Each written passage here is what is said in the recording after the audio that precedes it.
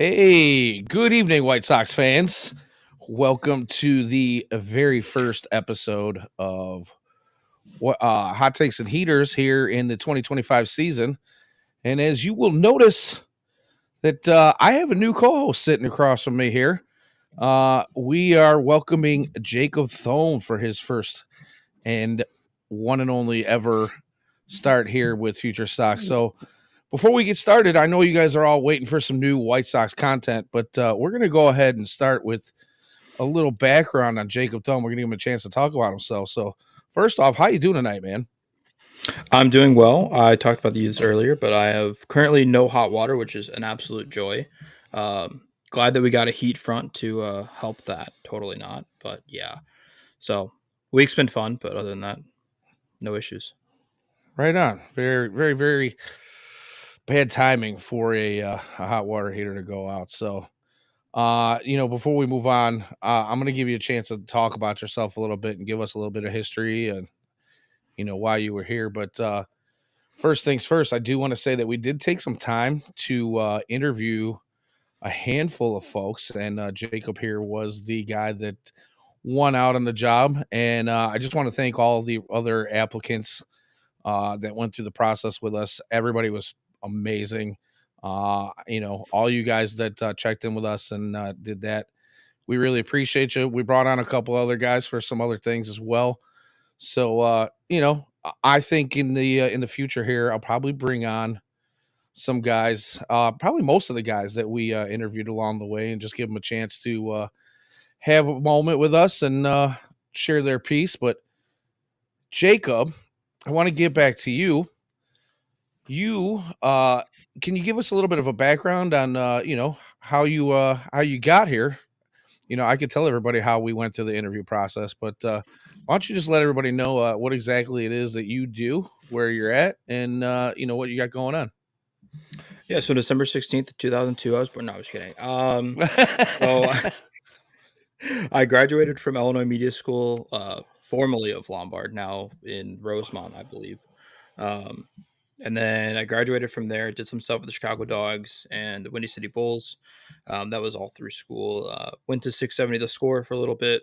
Was a board op for the BetQL network. So that's kind of my background in talk. Also had a radio show on Sportstown Chicago, which is like the radio station for the school. So that was fun. That's kind of how I got into talk radio. And then I immediately got out of talk radio, moved down to the middle of nowhere. Shout out Taylorville, Illinois. If you don't know where it is, go to the middle of nowhere and then keep driving for about 30 more minutes. It's middle of nowhere. It's in central Illinois. It's like 30 minutes southeast of Springfield. Um, so I've been down here. I had a radio job for a little bit down here.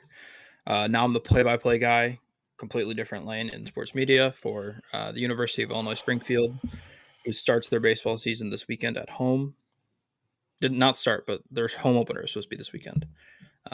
It has been moved. It's not canceled yet, but it's been moved. So I'm doing some play-by-play stuff. So yeah, that's my entire story. If anybody's wondering, I'm not related to Jim. If you ever watched any of my T-ball highlights, it was very evident from the start. No relation to Jim Thome. I haven't even Yeah, I got tried to anything make out it of a point to pronounce your name correctly right off the top of the show here, hoping it's that people would difficult. pick up on that because as soon as you see that name, especially in the world of the White Sox, you immediately go there. And since you bring that up, James and Ian made the joke during the interview process, and I don't think we've actually told you this yet. We haven't clued you in, but as soon as we were done, immediately they were like, "We're gonna have to tell everybody this is like your nephew or your kid or something because you guys look like you could be related." So I don't quite see it, but I thought that was kind of funny. But anyway, please The worst thing continue, is, bud. it's like he grew up in Peoria, like that's where he was born, and then like my dad was born in Wheaton, so they're not that far away. Like it's pretty close. Yeah, and where you're in Taylorville, so you're even Right. closer to Peoria. It's a mess. So no, definitely for what I know, not related to Jim Thome. If so, Okay. none of the talent calendar carried over. Oh, Um, is that right? Well, you've played some ball, have you not? Tell us a I little bit about that. played until like I was 13 years old. That was it. Oh, Shout out the Sycamore Park District. there you go. Yeah. Right on. Right on. Cool. Thank you for that. We're sure we're going to learn more and more about you as the season goes on. I do want to kind of take a moment, though, since we've got a little bit of a background on you, uh, to explain first off why we were a minute or two late here tonight. Um, I was having a little bit of some technical difficulties. I've had a rough day all the way around, and some of you that have been fans of the show for a while and longtime listeners will notice that my voice is a little off right now. I've been under the weather for the last week, and I'm just now recovering. But today has been a crazy day, and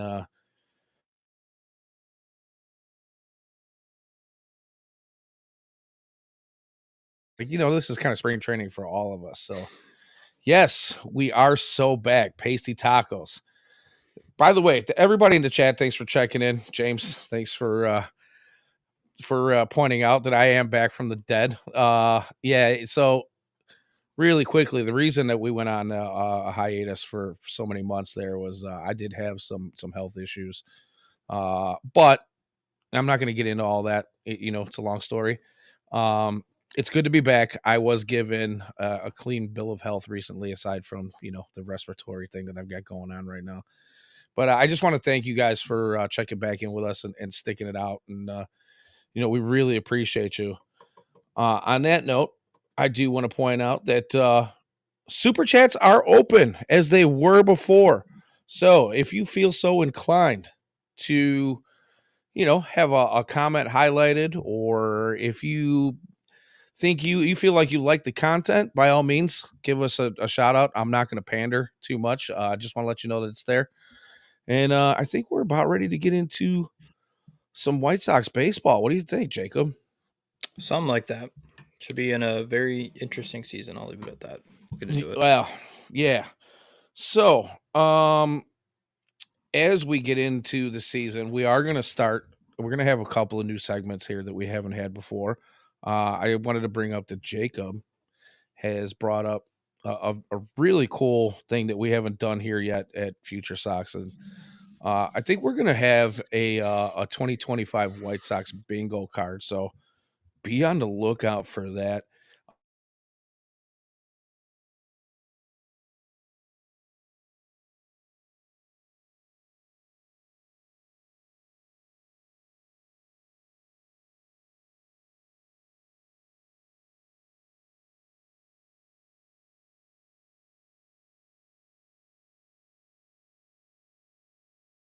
I am on the wag. Well, not I'm not on the wagon, but I'm on the train of cutting back on the heaters.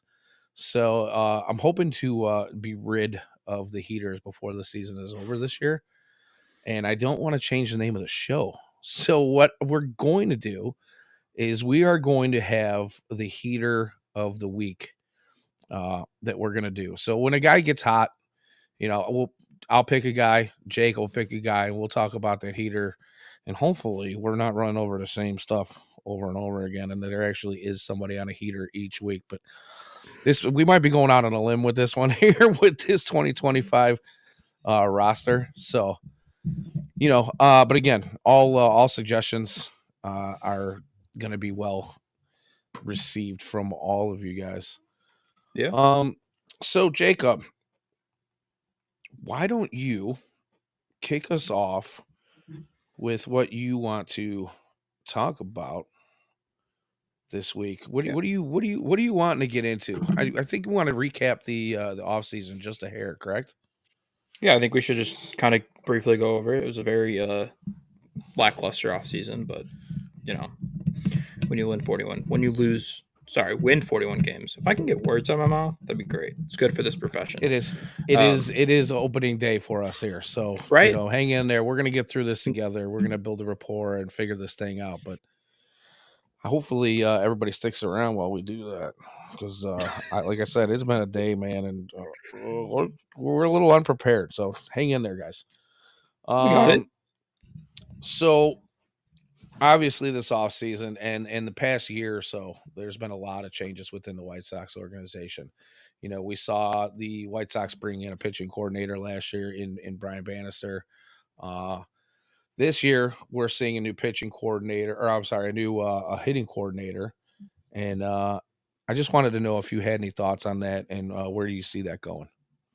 Yeah, I think it could be the most important signing of the offseason. Obviously, you bring in a new manager and Will Venable, but um, if he can do half of what Bannister did for the hitting side as Fuller can do, obviously a guy who worked with the Orioles prospects, I think he's better suited in a prospect type of role, developing hitters. But it's going to be interesting to see if he can get more out of the hitting prospects. Obviously, you know, listen, it's FutureSox. Everybody knows kind of where the prospects are. It's a pitching dominated system right now, and so hopefully Ryan Fuller is able to develop some of these hitters here. There's guys with a lot of potential. Just looking at a quick look at the system, so excited to see what he can get going, and obviously we'll let some of the other guys in the system talk about those guys. But I think there's potential too with Luis Robert. I think can you get him back to his MVP form? Um, Andrew Vaughn's only 26 years old. I think there's more potential to get some out of some of these guys. We'll see if that happens. But I think Ryan Fuller really is going to be focused on the prospects, and we'll see. Awesome. Yeah. So you brought up Will Venable. Just brand new coaching staff all the way around. We have Ryan Fuller, and then of course, talking about prospects. This is Future Sox, right?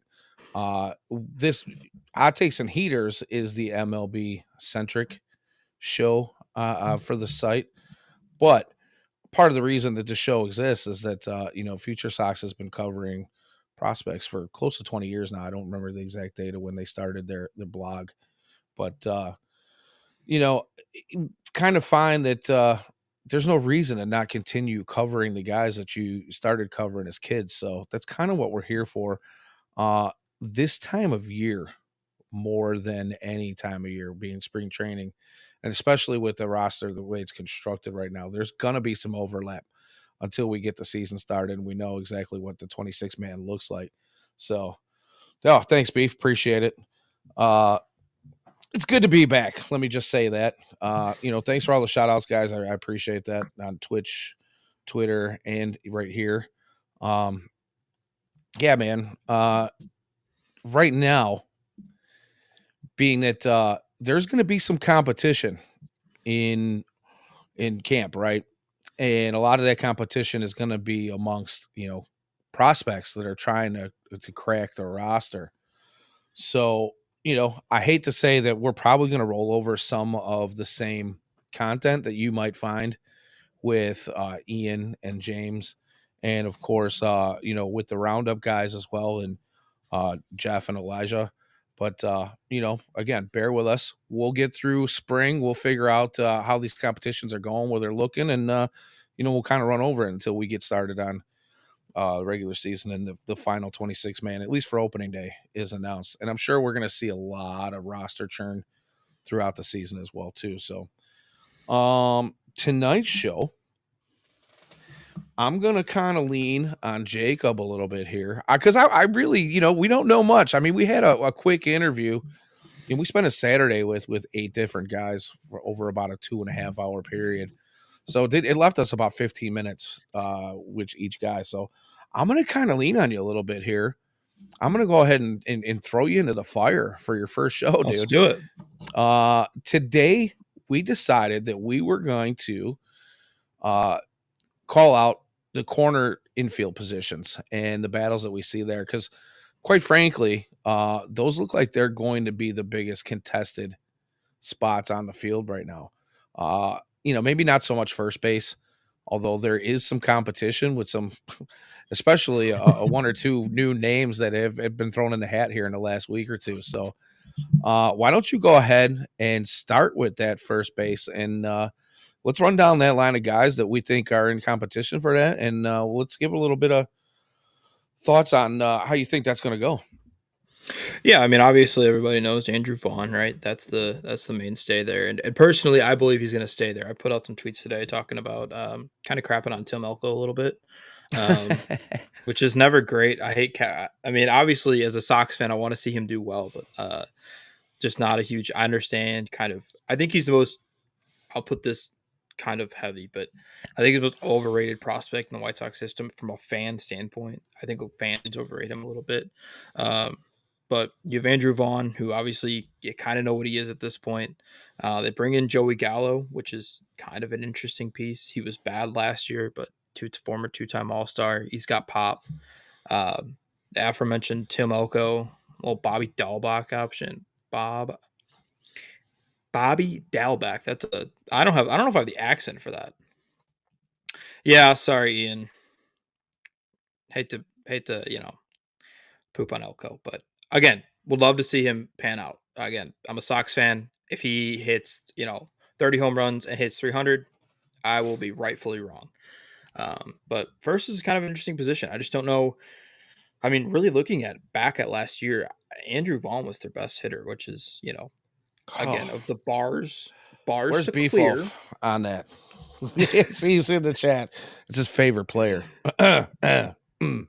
Excuse me. Sorry. Did I say I said No, that out loud? He's a known hater. I mean, I don't want to say hater, but he's just not his biggest fan. I feel like there's a lot of White Sox fans who are big haters of Andrew Vaughn. Rightfully so. I mean, he spent a third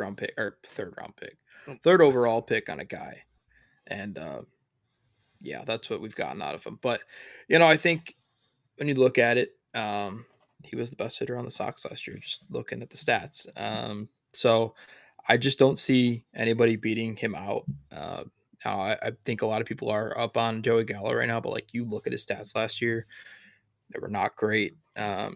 He's an aging Ah, player. it's not great as being nice. And I Well, hate to crap on a guy too hard, but he's had a run of a few seasons where he has not been his former self at all.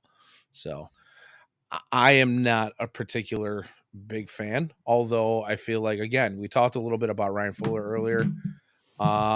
If he feels like him and his guys on his staff can unlock something to at least bring something back from Gallo where he was, you know, this is a White Sox team who should be hitting a ton of bombs, especially in a ballpark friendly park, or I'm sorry, a hitters friendly park, as the rate is, and the you know rate, it, got to it get used to that one.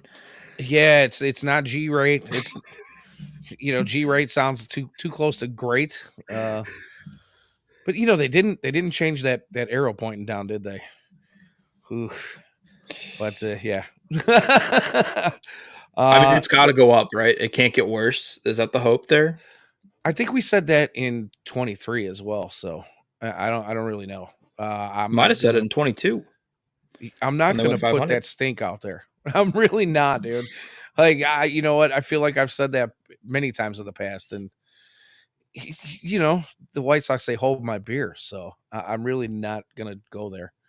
What's up, Colty? Good to see you again. Could get, First show of the year, and we get a Yomer Sanchez shout out. Love it. yeah. That's a sign that we're gonna have a good year. Oh, Talking I about think he'd Yomer be mad. Sanchez first year.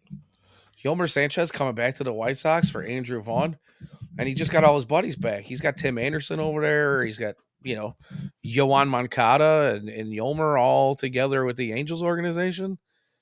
So yeah, I don't know, man. I think the fun loving Yomer that we had at one point is not going to be that same guy coming back. No, I agree with you. No, but in terms of Gallo not being good, I think you got to put it on a White Sox scale. But no, he was bad last year. I mean, let's just be straight up about it. He was horrible. But I like the signing. I mean, I think if he's a guy who could return to any sort of level, kind of reminds me of like a Paul DeYoung signing, who was a little different because he was a major league contract. But you're just hoping you can turn him into something in terms of that. But I don't know. I don't even think he's going to make the team out of camp. I'm pretty solid on uh on Vaughn to take the spot out of spring training. Yeah, I'm gonna have to agree with you on that one. Obviously, he is the incumbent, if you will. If we were talking about it in terms of voting, um, he's been the starter for a few years now. I think this is probably his last chance until somebody kind of steps up and takes the reign. We got people in the farm system, Elko being one of them. And I personally would like to see Elko succeed at some point. I do agree that I don't quite feel like he's there yet. But at the same time, if you're going to get a bunch of pop out of him, and this, like I said a little bit ago, this White Sox team needs somebody to put the ball out of the park, and they really haven't been doing that very well for a number of years now. If Elko could be that guy, awesome. But again, I don't think he's there. And I know that further down the line, a lot of people are really hoping that George Wokal, the big boy, is going to become somebody that we can lean on and depend on. But the real question that I have is, they threw Oscar Colas's name in the ring recently, and you know, over the last few years, we have we've heard that there's, I don't know if it's been confirmed or not, but there's been this talk about how Pedro was not a big fan, and they never really gave him a full chance. What are your thoughts on Oscar Colas's name being tossed in the ring as a first baseman? I'm a Colas believer. I'm a big Oscar Colas guy. He had a good. I thought he had a solid when he came up and he played. Whatever he played, like I don't even know if he played 10 games. He played a week, maybe. He might have gotten a week out of it. But I thought, I mean, he was pretty solid. He hit 273 in that short stretch. I mean, I just don't understand not giving him the run. Um, Obviously, he provides you a left-handed bat at first. Um, so we'll see. I mean, I don't know. I don't know if that's really true that they're trying to move him to first base. Sure, why not? Because you didn't give him a shot in right, and obviously you signed Talkman, so his future and right's done. But sure, why not? You know what? We started by moving first baseman to the outfield. Now we're putting outfielders at first base. So let's give it a roll. I mean, I think my personal opinion on this one is I think it's great to have competition in camp, right? It's one of those things that coaches like to use as a motivator. Uh, I, I believe that a lot of times when the coach throws a name in the ring, he doesn't necessarily believe that that guy is going to be someone who is really going to have an opportunity to take a position per se. Uh, but the competition to push the folks that are really at the level of either being named that player that's going to start at that position or somebody who's really close to being named that player. If you've got two guys that are kind of battling it out, it's not necessarily a bad idea to have two or three behind them pushing them. But I don't think that Oscar Colas has much of a shot unless this guy comes in during camp and during the spring training games and just has an absolute monster of a camp and spring training to where I still don't see him getting winning a starting job, but maybe he wins himself a bench position where he can fill in the outfield, or take a few games at first base and eventually maybe try to push somebody out and use that as a motivator for him as well. But yeah, I don't see him coming into the season, and I honestly at this point don't see anybody else other than Andrew Vaughn coming into the season as the starting first baseman. Yeah, I want to give a shout out to Jordan Gilmore. Joey Gallo does hit righties better, but like it's hard. I just with how much depth is a term used lightly when it comes to the 2025 White Sox. In terms of like guys you'd want to see, I don't know if you want to waste a bench spot on Joey Gallo. Like, you're really going to try to platoon Vaughno. Um, I just think it's a bench spot that would be wasted. I mean, Gallo's what 31. Um, I mean, I think if he gets injured, there's a shot Gallo comes up. Also, the DH spot is open. Um, Kind of see if if you want to put Gallo in, I think he could be a formidable DH, which is weird because he also plays first. He's a better defensive first baseman than Andrew Vaughn. Um, I don't know. Gallo's just a weird guy where it seems like he's going to need a Vaughn injury to to make something happen. Otherwise, he's going to spend a lot of the team down in Charlotte. Yeah, I'm gonna agree with you there too, and I think maybe the only reason that Gallo does earn a roster spot early in the season is he does have some versatility. You know, he was a Gold Glove defender in the outfield just a few years ago, right? I think it was 2 years in a row, 21 and 22, or 20 and 21, somewhere in there, where he had won the Gold Glove. And he does play a decent defensive first base when he does play first base. So gives them some options, and then the ability to be able to come in and hit as a DH with some pop if they can unlock that. The problem with the bat is the last few years, he's been a strikeout king. The guy doesn't walk at all. Uh, the rates have gone, in the toilet both directions on both ends, and the power's kind of dipped with it as well.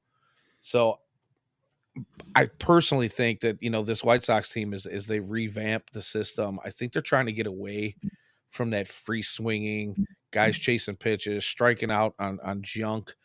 I think Fuller's probably going to be preaching approach more than anything with this team, and starting at the lowest levels all the way up, so that these guys have approach just drilled into their brain by the time they do reach the major league club. All the way up from A to the MLB club. And unless you can get somebody to kind of break what Gallo's been doing the last couple seasons, it's going to be very difficult to see him getting a roster spot. And the only way is if they're looking for his versatility in a few different places where they can stick him. So I don't know. He's yeah. Ralph says he's a future DFA guy. I don't even know if he sticks around long enough to he might just get cut. Yeah. They've only got so many places to put guys, and unfortunately, the theme of this offseason has been sign guys that are 33 to 35, 36 years old, and kind of plug them in and hope that you can keep your youngsters down in the minor league system learning before exposing them to some of the heats of Major League Baseball. So Yeah. we shall see. All right, you want to go ahead and let's I think that pretty much covers first base. Let's move over to the other corner spot and talk about third base, because I think this is probably a little bit more competitive as far as who can play there, who might end up there. I think some of the names that are on that list kind of have a similar game, similar Yeah. style, and then there's a couple of names on that list that might particularly be better at one thing than the other, and vice versa. So why don't we go ahead and run down that list and give me your thoughts on the third base position battles, Jacob? Yeah, I was going to touch briefly on this guy at first, just because I think there's a shot they tried at him there, and that's Miguel Vargas, the Hey, trade Trey. piece that they got So back for. No, you're all good. I want to shout out the chat. Well, very important people.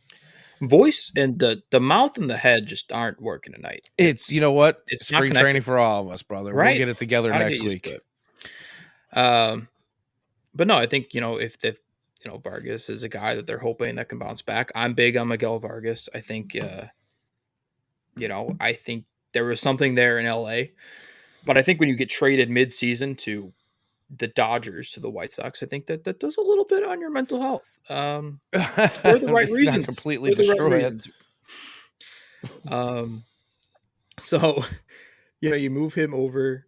He's at now at third. He can play the outfield, but I think he wasn't obviously defensively. He struggled. Offensively, he struggled. He struggled in general. Um, and then you sign a guy in Josh Rojas who comes in from Seattle, um, who's really a defensive first type of guy, contact first type of guy, who is kind of a plug and play guy in the middle infield. He can play second. He can play short. He can play third. Um, so you bring him in, and then you obviously have Brian Ramos, who got kind of he came up. Nobody thought he was going to play. He ended up playing, and then he got hurt, um, and then kind of struggled down the season. But kind of got another call up. Had a okay season in Charlotte last year, coming back from the injury. But So there's 3 names there. There's some other names as well that I'm sure we can get into when we dive deeper. But those 3 I would say are the favorites for. Um, Absolutely. Absolutely, 100%. Now, I'm not as bullish on Vargas as probably most people are. And you know what? I'll be honest with you. I can be swayed. I know James and Ian have kind of tried to sway me a little bit on this one. Uh, the day that this happened, Ian and James went live, on kind of a short notice podcast to talk about the trade, and I immediately jumped on them. I might have been 108ing a little bit. I might have been a few deep. It was a beautiful night. I was in the yard watching a really rough Sox game. I'm sure. I don't remember. I know I was watching a game, but I don't remember what was going on. Hard to imagine that they weren't getting their behinds handed to them at Listen, it's the at season you everything. want to forget. Right, Can't blame them. exactly. So I do remember sitting in the yard and watching the podcast, and I immediately felt like this is just not. I didn't feel good about it. Let's just say that. I felt like the return should have been better. And what I did was, I do things a little bit differently when I see a name that I'm not super familiar with, which I wasn't with Vargas. Uh, I don't go to like baseball reference or, to fan graphs or any of those places. I immediately start going to local blog sites. And I do, man. I want to hear what the average fan has to say. And I won't say average because obviously I feel like a lot of bloggers, have their nose in the books and they're on the scene like a lot of our guys are. So, I start reading some of this stuff and man, some of these guys were really shitting all over him, dude. I'm not gonna lie. Like, yeah, he hit, I don't know how many home runs in the minor leagues last year, but like 70% of them were wall scrapers, and he's got a hitch in his swing, and then all this stuff. And I was like, ah, so like I said, maybe I'm getting my information from the wrong places, but it left me kind of feeling less than satisfied when that trade had happened. So I hope I'm wrong. I really do, because there's a lot of people that are really high on this kid. And if we can find a solid third baseman to bring us through this rebuild and maybe even beyond, fantastic. But on the other hand, now I'm also uh, a little bit different than most people, that I'm still pretty high on Brian Ramos, just because before the jump to Future Sox, Ian and I we're doing our show together with White Sox Daily, and I did spend more time kind of talking about prospects. And Ian is the guy, and I've said this before, I'll say it again, I'll probably continue to say it for as long as I'm around, or as long as Ian's around doing this. I honestly believe this guy watches more minor league baseball than any of the scouts in our system, and probably half of the rest of Major League Baseball. And so I spent some time looking at clips and getting more and more into in minor league baseball, and just watching Ramos come up, I felt like this guy had something.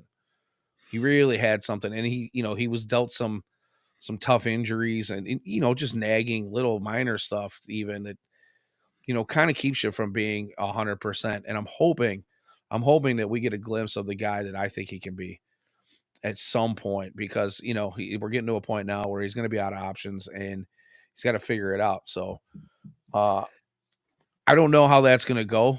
My personal thought is that those guys are the top two. I don't know if you put Ramos at 2 or 3 behind Rojas. Because I'm guessing you think it's Vargas's job to lose at this point, or at least you think he's number 1 on the list. I personally would put Ramos first.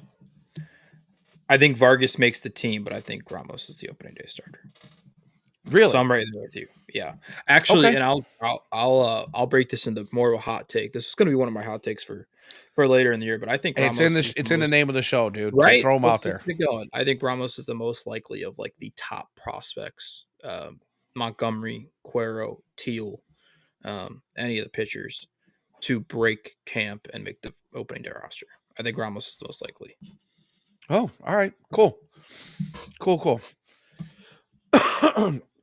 So That being said, do you?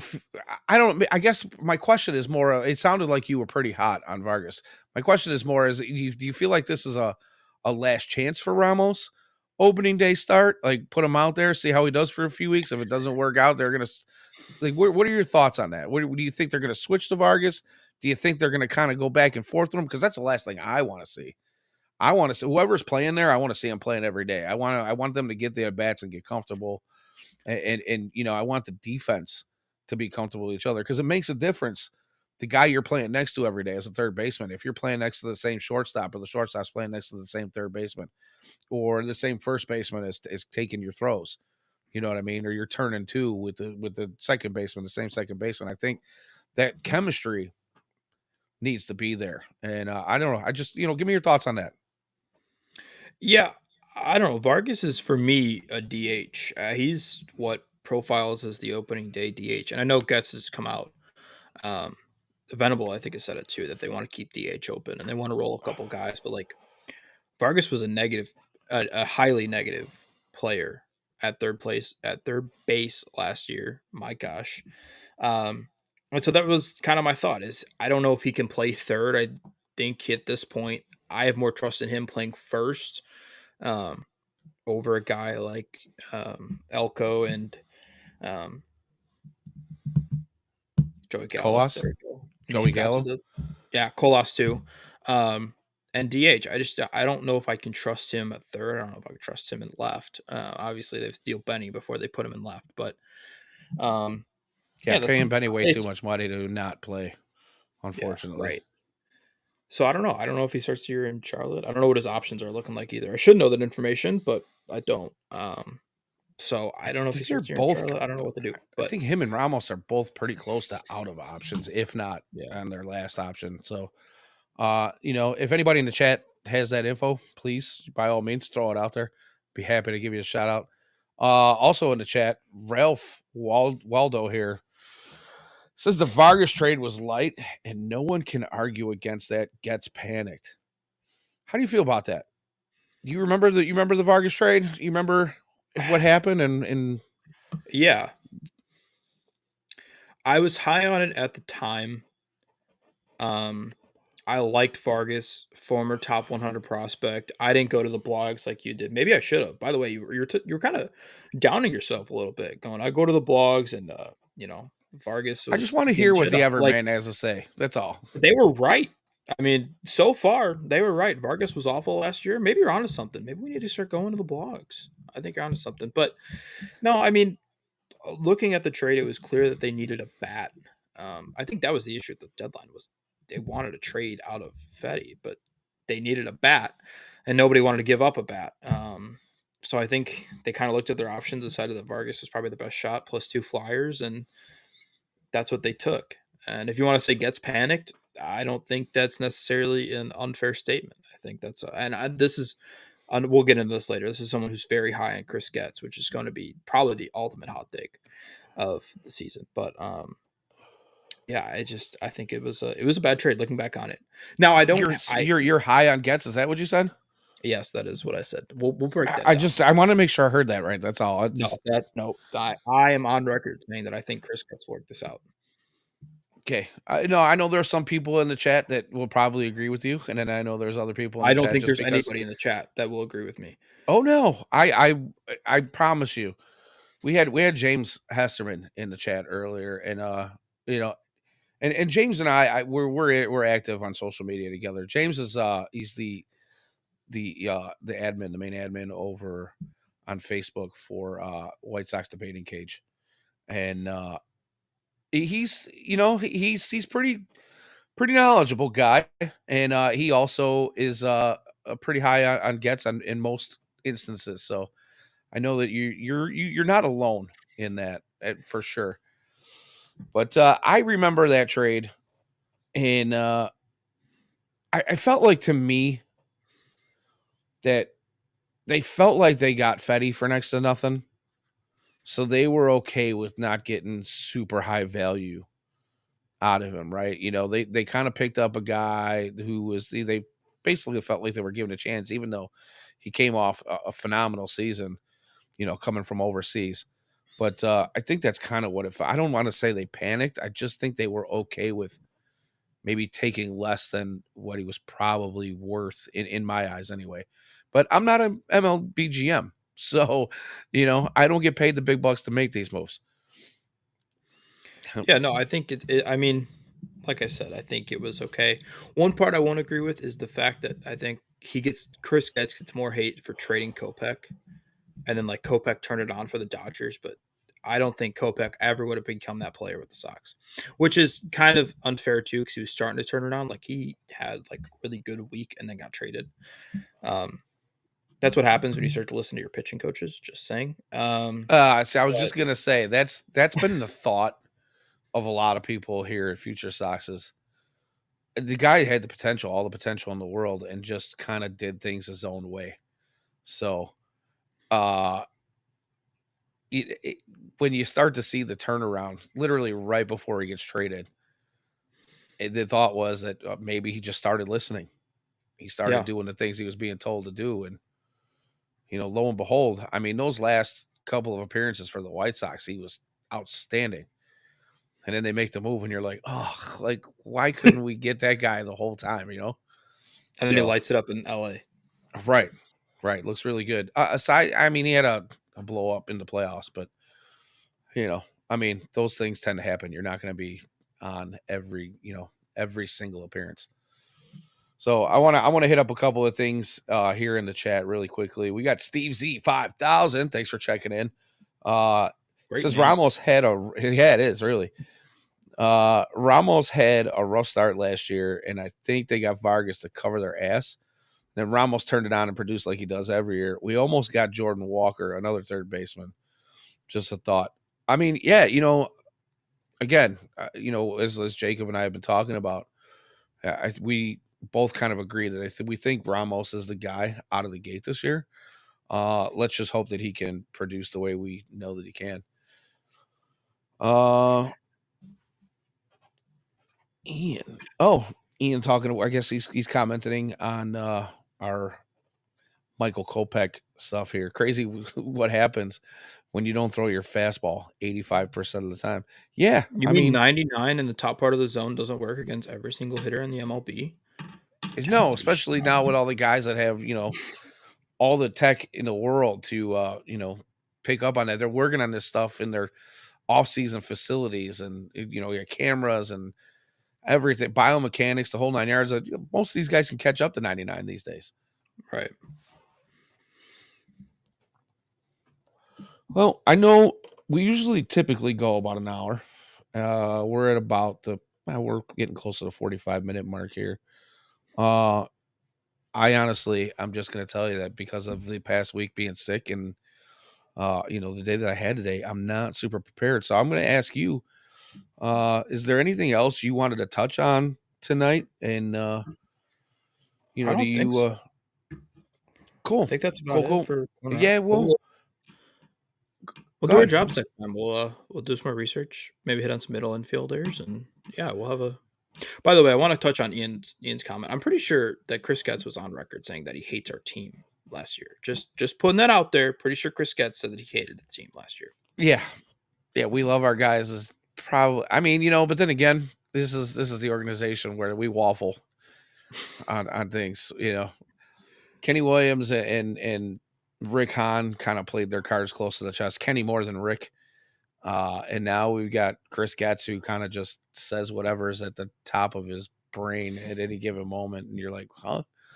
Nobody more than Pedro the last couple of years, where you're really like, what, dude? What did you say? One of the guys we brought up the bingo card. One of the Yeah. guys, with the site, one of our bloggers, uh, brought up the funny fact that it would have been awesome to do a bingo card of just Pedroisms last year. But yeah, hindsight's See, but I feel like 2020. you could have blacked out something in like a week. He said the same things over and over again. And then he said some things not over and over again that he shouldn't have said the first time. But Right.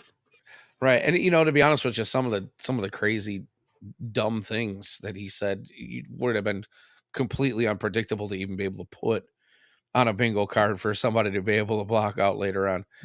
I dumbfounded. My voice was like that meme of the the Yeah. guy like constantly. So yeah, good stuff. Yeah, so I guess we're gonna cut it a little short this week. I apologize for being prepared. Or for oh wow, let me try to see. Can't even. I'm your brain to mouth stuff is rubbing off on me here tonight. I'm gonna blame it on all the cold medicine I'm hopped up on right now. But we're gonna cut it a little short tonight. We promise that we're gonna be a little more prepared next week. Hopefully, I'll have kicked this thing at that point and have my head in a better headspace. But we're gonna wrap things up. So, excuse me.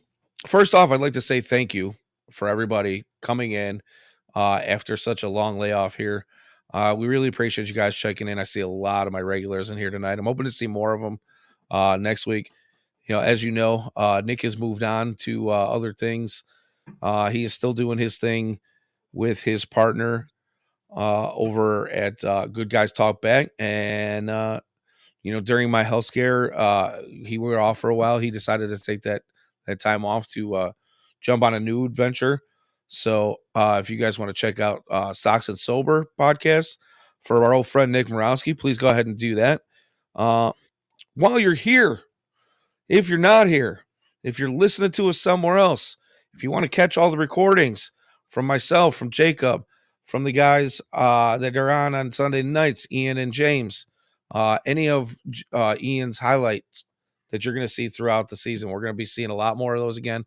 You can find all of that on YouTube. Smash that like button.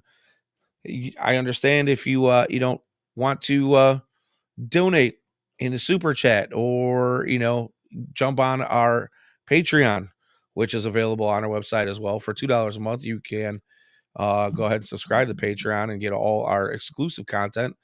If you don't want to do any of that, it is absolutely free to just hit that like and subscribe button, hit the little bell so that you get all of your updates and all your notifications when we drop something new. All of that stuff is free and it helps us out tremendously. So we'd really appreciate it if you do that. As I said, you can find us here every Wednesday night at 8 p.m. In the future, you'll find us on YouTube and Twitch at Twitch TV /FutureSox. Again, YouTube, and you'll also find James and Ian. You will find Future Sox Roundup with Jeff and Elijah. Guys, checked all that stuff out. Am I missing anything? God, I feel like there's so much. FutureSox.net for all our other content. Check us out on Twitter. Give us a subscribe there as well at FutureSox on Twitter. My name is Danny Miller at Danny Miller FS. This guy over there. That's me. And my buddy. Yep. Yeah, it's my buddy Jacob. He is on Twitter at jthome. It's THOME, like Thome 21. Guys, go ahead and give him a follow. Again, can't wait to see you guys next week. We'll be here every Wednesday at 8 p.m. Until then, go White Sox.